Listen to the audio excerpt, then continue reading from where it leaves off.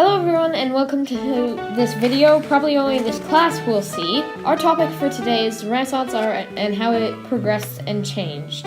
So let's jump right in. Long ago, before the Renaissance period, in the Middle Ages, art used to look like this. A two-dimensional photo with no depth, shading, or realistic look to it. It's basically a stick figure without the stick part and more of the figure part. The art and sculptures during the Middle Ages were not exactly the best, beautiful, nice-looking piece of work. The human bodies look distorted, there's no proper proportions, and babies look like they already regret being born. But as the Middle Age started to dissolve out of existence, Italian scholars and artists started gaining interest in old Roman and Greek writings and how the human's body worked, since it was considered illegal to do so. Many artists found inspiration in the art of the ancient Greek and Romans. People started looking at art as a way to show off their wealth, or for the artists, their magnificent artistic skills. Learning how to make art during the Renaissance, you didn't necessarily have to go to school, but you would usually end up with an already good artist to teach you and tutor you about the ways of the great art masters and learn that way. And thanks to the studying and closer looks of the human anatomy, art started to look way more normal and how it should be when seen in real life. Everything was all fine and dandy until the rats came, who traveled around Europe, causing 25 million to die from the plague. This stopped the progression of art for a little bit until... How do you spell plague? P-L-A-G-U-E. Oh, thanks. Until the first year of the next century, 1401. Renaissance art was mostly about religion until humanists started to influence them.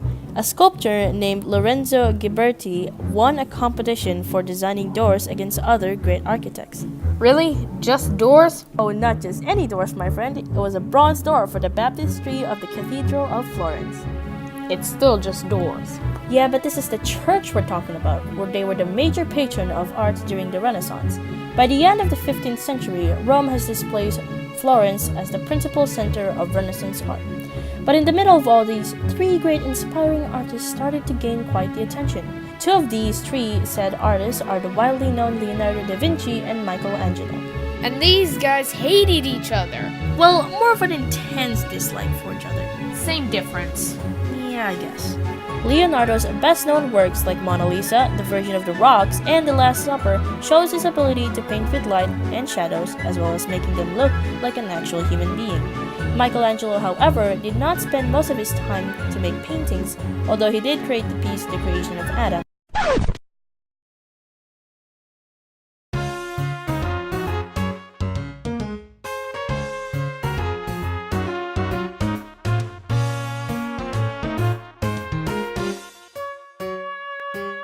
But instead studied the human body for inspiration to make sculptures, skills he would later use to create the Pietà, and was then given an opportunity to make a sculpture representing the city of Florence. Which did not go well because almost literally everyone in the city hated the sculpture, for instead of the sculpture being made for God, the statue standed as a representation of the city. Raphael Sanzio?